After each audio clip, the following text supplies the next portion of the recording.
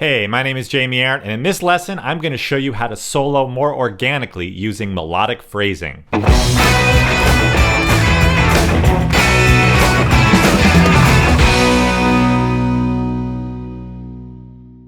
As guitar players, we learn a lot of our scale shapes in these geometric boxes, and it makes sense given the layout of the guitar.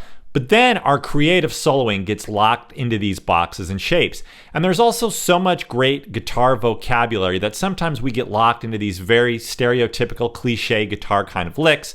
We want to break out of those boxes and make our solos sound a little more interesting, a little more organic, and a little bit more like what we're hearing in our heads.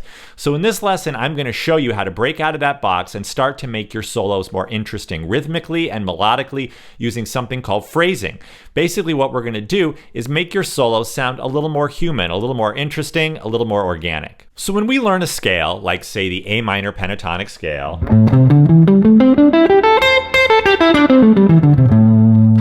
what we've basically learned is an alphabet. This is an alphabet that, say, works over an A7 chord, playing over a blues, or playing over a one-chord vamp for this example. And it's great to be able to play out of that scale, but really when we're just playing lines that sound like the scale, that's like walking around going A, B, C, D, E, F, G, A, B, C, D. You don't go around repeating the alphabet, right? We take the letters from the alphabet to form words. And then once we have words, we form phrases and we form sentences. And this is how we express ourselves. So what we're going to think about is taking a guitar solo the same way you speak, the same way you express yourself every day. You might have an idea of what you're going to say when you go speak with someone, but you don't memorize it word for word, right? You have a general sense of what your point is, what you're trying to get across.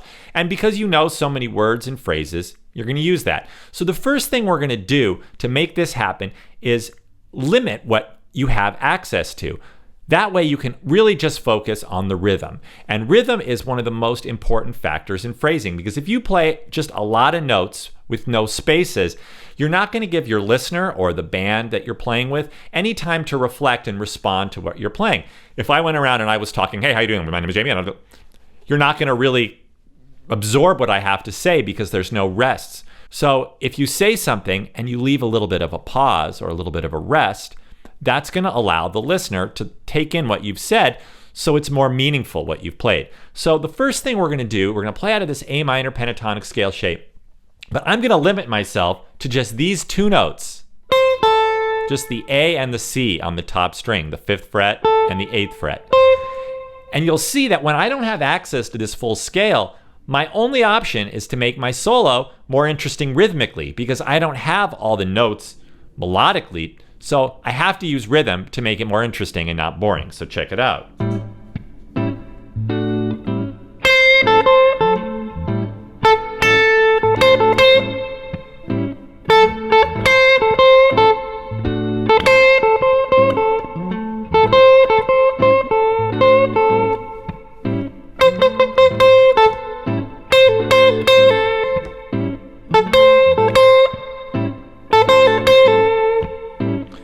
So I don't have this entire vocabulary now, so I have to think about rhythm. So now I'm going to add in the top 2 strings now, so I have a little more to work with.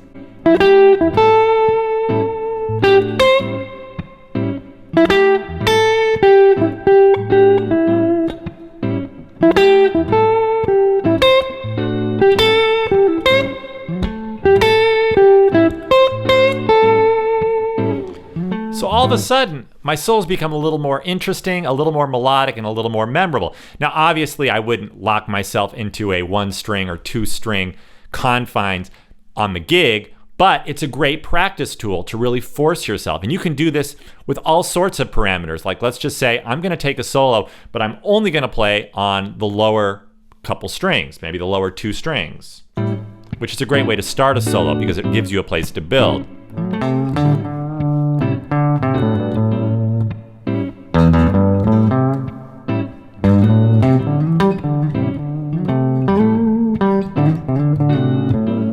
Or I'm only allowed to play above the 12th fret.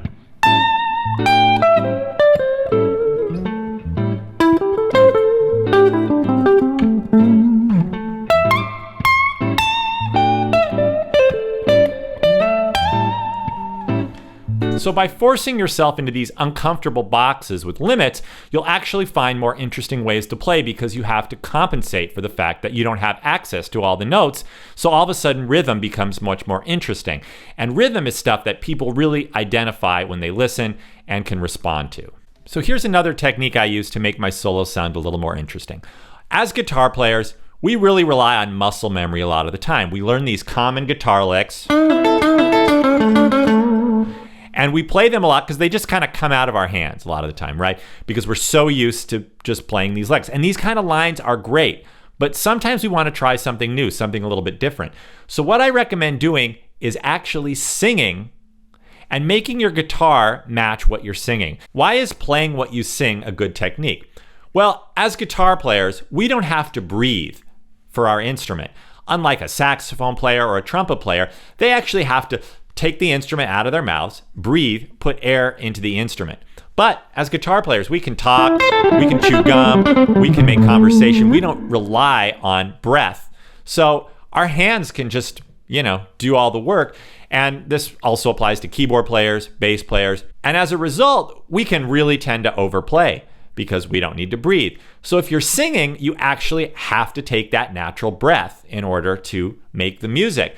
And that gives you this automatic little bit of phrasing. It forces you to take those pauses, those rests. I don't know if you've ever been driving in the car or singing along with a recording or maybe in the shower, and you sing kind of a guitar solo in your head without the guitar. I don't know if you've ever noticed, but it's like, wow, why don't I play ideas like that when I'm actually playing guitar? Why do these ideas or these kind of bluesy phrases or these kind of cool lines only come out when I'm singing?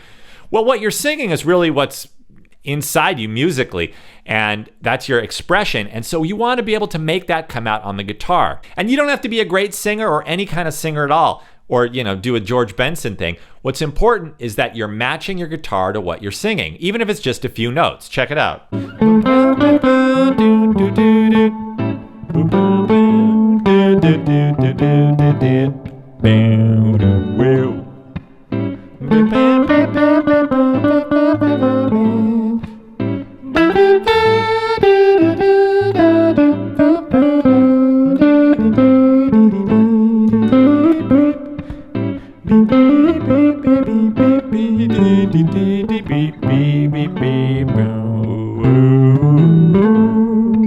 Those ideas, I guarantee you, if I wasn't singing, I wouldn't have played those. I probably would have been playing, licks, copying my favorite guitar players. And so it's a great tool to have. And it doesn't have to be something you bring out live necessarily or right away. It can just be something you use in your practice to develop the idea of leaving space and developing rhythmic phrasing. Lastly, another thing you can do to make your solos a little more interesting is to use something called Motivic Development. What that is you're basically going to take an idea and you're going to sort of morph it, transform it, and make a little call and response conversation. So if you've ever listened to somebody who's a good speaker, an engaging speaker, you'll notice that they'll say something, they'll leave a pause so you can reflect on what they said. And in everyday speech, when we really want to emphasize something, we might repeat the same idea. For example, if you really don't want something to happen, you might say, no, no, no, no, no. Would one no suffice? Sure, but by saying multiple no's, you're really getting the point across. So sometimes you can take an idea and repeat it for emphasis, but you can also take an idea and develop it, kind of like a conversation. So what I'm going to do is I'm going to start by playing. That's my first idea. Then I'm going to develop it. So check it out. 1, 2, 1, 2, 3.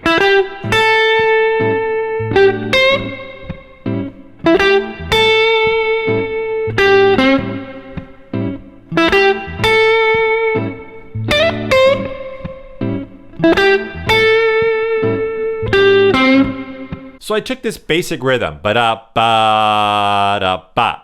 And the first time, I played that. Then the second time, I took the same rhythm, but I went down instead of up. First time I went up. Second time I went down. So that's almost like a conversation. How are you? I'm fine. And then the third time I take the same idea, but I take it a little higher. And then the fourth time, I go back to the second idea. And after that, maybe I'm ready to go somewhere else and take a new idea. So starting a solo like that can really give you some building blocks, right? Because when we play a guitar solo, it's like we're telling a story. We want it to have, just like a story, a novel, a movie, introduce the characters, build up to tension, have the big climax, the big finale, and then wrap it up. Because if you start your solo up here with all these notes, you're going to hit a wall and there's going to be nowhere else to go. But if you start your solo down here and build, you'll have more longevity in what you play. It'll be more interesting to listen to, and you won't get bored and the listener won't get bored. So if you take an idea and develop it, it'll give you a great springboard to go somewhere new. That's what I'm talking about. 1, 2, 3.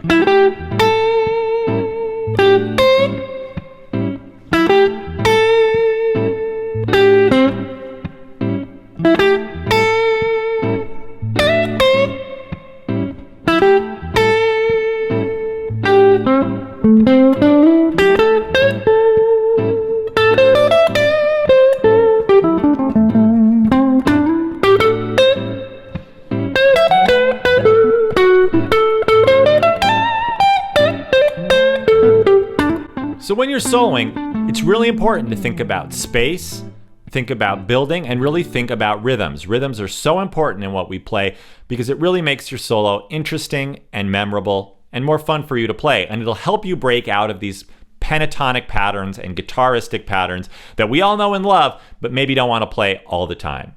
I hope this lesson was helpful. Thank you for watching. Once again, my name is Jamie Arndt, and I will see you in the next lesson.